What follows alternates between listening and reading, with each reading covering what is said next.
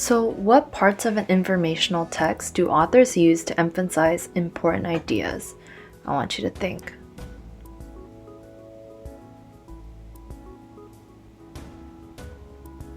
Alright, so authors use the beginnings and endings. This is one strategy that authors use to emphasize important ideas in the text. So I'm going to reread to you the beginning and ending of our text Coming to America so that we can figure out what an essential meaning could be. Coming to America, the story of immigration. America is a nation of immigrants. Immigrants are people who come to a new land to make their home. All Americans are related to immigrants or are immigrants themselves. Alright, so we just reread the first page of Coming to America. So now it's time to start your classwork. And so we're writing here essential meanings. Again, there could be more than one in one text, just like there can be more than one central message in a story. And so I just also want to point out that an essential meaning is what the author is trying to teach you about a topic, okay, about something that's big. So it's similar to a central message, except it's not really a lesson that the author is trying to teach you that can be applied to your own life, but more knowledge that the author is trying to teach you. Okay? So just from the first page, I can think of two. So you can actually use these two examples in your classwork, and I'll know if you're paying attention if you use them in your classwork. All right, so the first one is America is a nation of immigrants. We know this immediately. That's weird. Okay, America is a nation of immigrants. Right, this is a fact. We know this is true just from reading the first page of our book. Another important essential meaning or an idea that the author is trying to teach us is that all Americans are immigrants or related to immigrants, right? So we know from the beginning of the book that the people who came to America came through a land bridge. So we already know that everyone came from somewhere else, right? All Americans are immigrants or are related to immigrants. So your assignment is to continue this chart with the next video, which is going to be a read aloud of the last 2 pages. America has been called a great melting pot where many cultures or ways of life have blended together. But today, Americans have also learned to celebrate their differences. There is a growing appreciation and understanding of the special character and unique contributions of each cultural or ethnic group. Everyone from the first Americans thousands of years ago to those who came only yesterday has left a lasting mark on this great land. Immigrants settled and farmed this land before it was a country. Others created a new nation and founded its government. Immigrants built the cities, roads, and railways of America. They have toiled in its fields, its factories, and its mills. Immigrants, too, have made the music of this land, written its books, and recorded its beauty in paintings. The spirit of American strength and independence is the spirit of its people, the spirit of its immigrants and their children. All right, so now that we are finished with that part of our classwork, now let's move on to a vocabulary question. So using that page that I just reread out loud to you, what clues on that page 36, clarify the meaning of the word unique? Also, don't forget that the word clarify means to make clear, and I'm going to give you about 5 seconds to think about what you think this word means.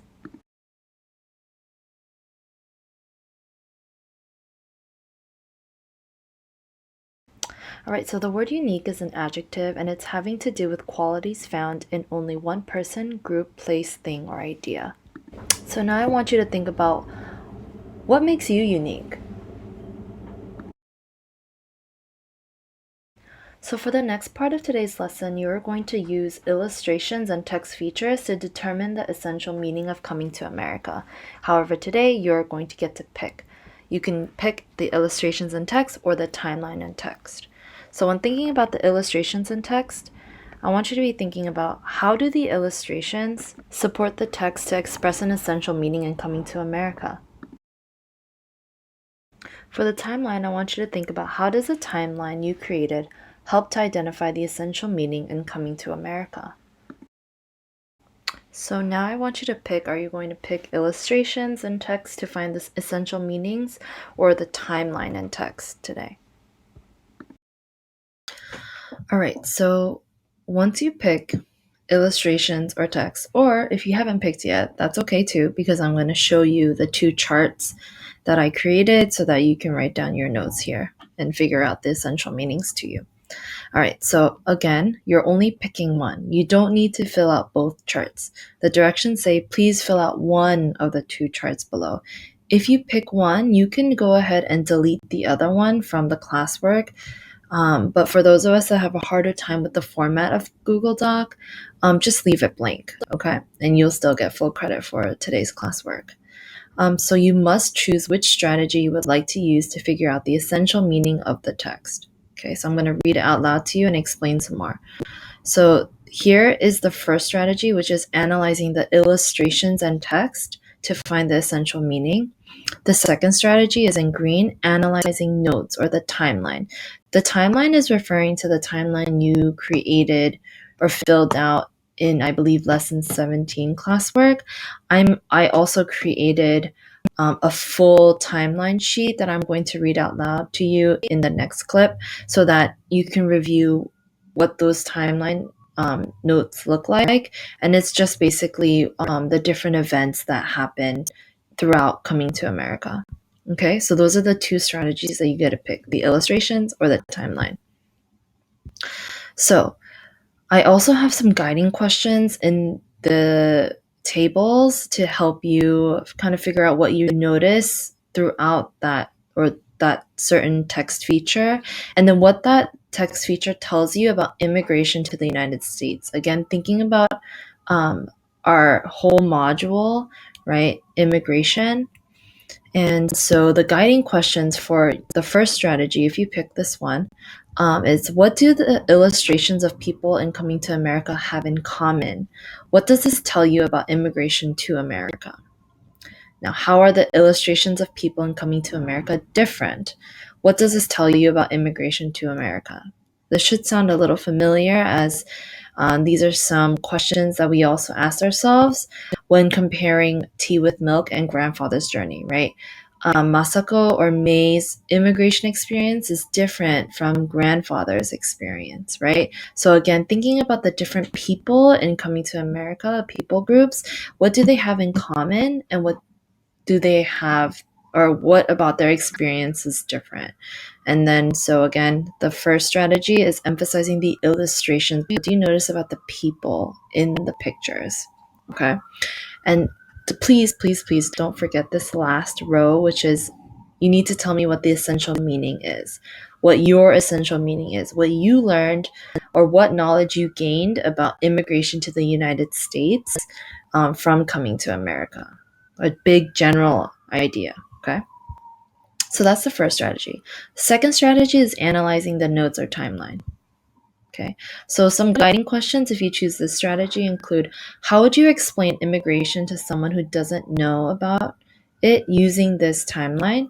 Oops, this is supposed to say it. Would you focus on any particular information or date? So any specific events that are extremely important. And then what big ideas do you notice as you review your timeline? So what trends, big word, what trends do you see throughout this timeline? Okay. And including what you've learned over the past couple of lessons. And so here again, you're jotting down what you notice from the timeline. Again, I want to emphasize from the timeline. And then here's what that tells you about immigration to the United States. Okay. And then finally, the essential meaning, what you learned from Coming to America through the timeline. Okay. So that is it.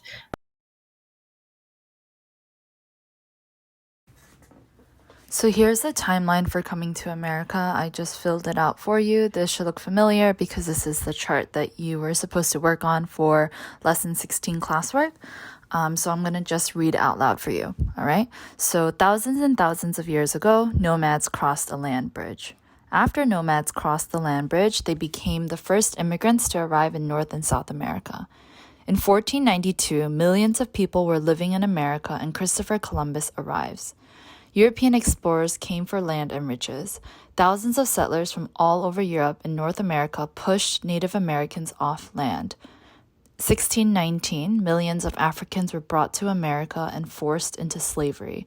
They lost their freedom and many connections to homelands. 1700s, settlers continued to come to the American colonies.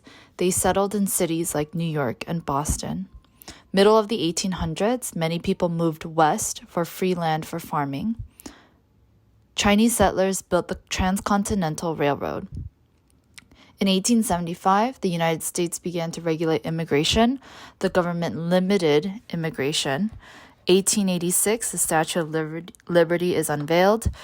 1892, the government opened Ellis Island. In 1911, Ellis Island had its own hospital. 1921, government passed more laws limiting immigration. 1954, Ellis Island closed. And 1990, Ellis Island reopened as a museum. And now immigrants continue to arrive and make new homes in the US. All right, so here is the timeline. And this is what you can use for one of the strategies you can pick today to find the essential meaning of coming to America. All right, so this is the last part of today's classwork, and it's answering the question, or our craft question, why is organizing an event sequence important? Okay, and so we just listened to the timeline, what we worked on a couple lessons ago, and the timeline that I created. And it's important that we realize that we can also find the essential meaning, not just from the beginning and ending of the text, through the illustrations and the timelines, but also from sequence, from events that are taking place in order. And it's an important element and also a very important third grade skill that we must master by the end of this year. Okay? And so, especially in a narrative text, I wanted to emphasize that sequence is super important as we're thinking about also our narrative writing, right? We're exploding a moment, how we also describe it, and we're pretending to be a character in one of the illustrations in Coming to America. So for us to kind of remember the importance of sequence, we're going to do some review with Grandfather's Journey. I will have the Grandfather's Journey read aloud available on YouTube, so you don't have to go back to an old lesson and try to find it. So I will link that.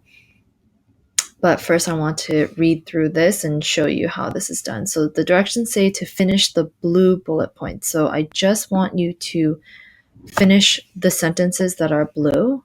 They're all incomplete, the ones in blue. And I gave you actually some of the events in the beginning, middle, and end of Grandfather's Journey. Okay? So in the beginning, Grandfather left to see the world. Then he explored blank. I want you to tell me the continent. Then he never thought of returning home. However, we know in the middle of the story, he then returned to Japan to get married to his childhood sweetheart. Right. Grandfather and his bride returned to the... Okay. They lived in San Francisco and had a baby girl. When his daughter was nearly grown, they returned to blank. Remember his daughter being Masako. And the war began. The city and the house were destroyed. The family returned to the village, and grandfather longed to see blank. Again, thinking about the setting in the story. When the narrator was nearly grown, he went to see, narrator being Masako's son, grandfather's grandson. Okay, and then finally, the narrator understands his grandfather better. Okay, so again, this is sequencing our events from Grandfather's Journey and a review, but also to emphasize that this is another strategy we can learn or we can use to find the important idea that the author is trying to give us or tell us. Okay, and that's the end of today's classwork. You have a question set and then an exit ticket, which I'm. All right, so here is your question set for today. I'm going to read you the directions, I'm going to read you the pages, and then the questions and answers, okay? So you're going to read pages 8 through 11 of Coming to America, The Story of Immigration by Betsy Maestro, beginning with After Columbus Crossed the Atlantic Ocean and ending with So Very Far Away. Then you need to answer each item. So here's pages 8 through 9.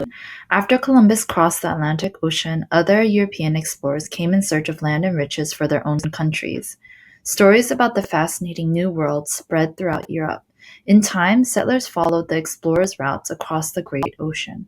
These European immigrants came to make new homes in the Americas. They came in search of a better life, one free of the trouble and hardship they had left behind.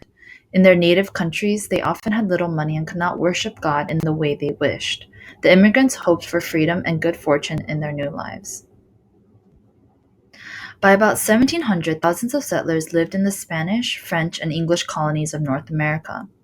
Other new Americans had arrived from the Netherlands, Sweden, Germany, Finland, and Wales.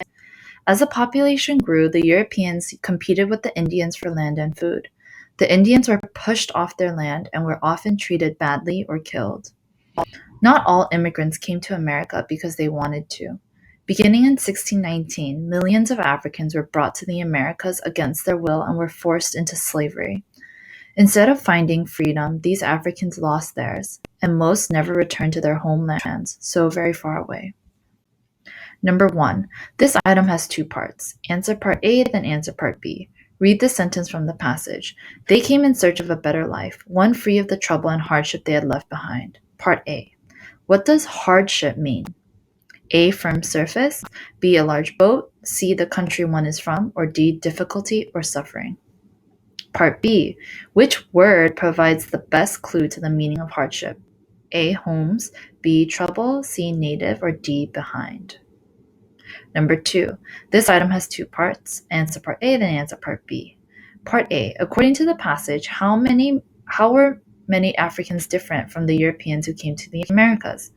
A. They were forced to come to the Americas. B. They landed by accident in search of a new world. C. They moved in order to worship God as they wished. D. They came much later than most European immigrants. Part B. Which evidence from the passage best supports the answer to part A? After Columbus crossed the Atlantic Ocean, other European explorers came in search of land and riches. B. The immigrants hoped for freedom and good fortune in their new lives. C. As the population grew, the Europeans competed with the Indians for land and food. D. Not all immigrants came to America because they wanted to. Number 3. What is the author's point of view on immigration to the Americas? So what do you think the author's perspective is on immigration from this passage? A. It was good for some people and bad for others. B. It was bad for many of the home countries. C. More immigrants should have come. Or D. Too many immigrants came. Okay? So here's your exit ticket. You're going to write 3 to 5 sentences explaining the essential meaning of coming to America and using evidence from the text to support your response.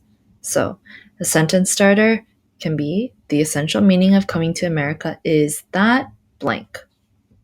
Okay, again, being a bigger topic, knowledge about the world, knowledge about immigration. What's the big idea about immigration that Betsy Maestro is teaching us? Okay. And now for evidence for today's response, because I don't want you to be too focused on going back into the book and finding the exact sentence, you can paraphrase from the text. Okay, so you have information from the timeline handout that I have attached to the classwork that you can download, or just facts that you remember from the book. I'm going to allow you to just use that for this exit ticket, okay? I don't want you to stress about finding an exact sentence from the text and copying it down. Please also don't forget to practice your fluency tonight and this weekend.